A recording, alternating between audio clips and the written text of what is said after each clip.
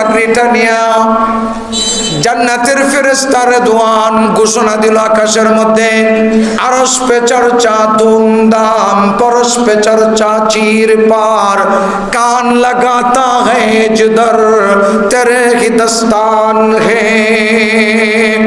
আরশের মধ্যে ঘোষণা হয়ে গেল, আরশবাসী শোনো শোনো, তোমাদের কাছে রাসূল এসেছে, রাসূল আসবে তোমাদের কাছে। সুবহানাল্লাহ। সমস্ত হুর গিলমান আকাশ জমিনের সবার কান খাড়া, আজকে বিশ্ব নবীর দর্শন হবে, সমস্ত নবীদের সরদার নবীর মুলাকাত হবে, সবাই পাগল পারা। রাসূল এসেছে,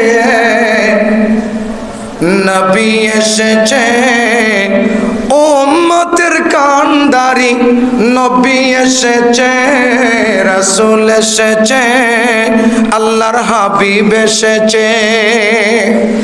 এই ঘোষণা চলতেছে, রাসূল আসতেছে, সবাই কান খাড়া আছে নবীকে দেখার জন্য। আল্লাহ তাআলার পক্ষ থেকে আদেশ হলো, জান্নাতের রমণীরা তোমাদের যত সাজ লাগে সজ্জিত হও আমার বন্ধুকে স্বাগতম জানানোর জন্য।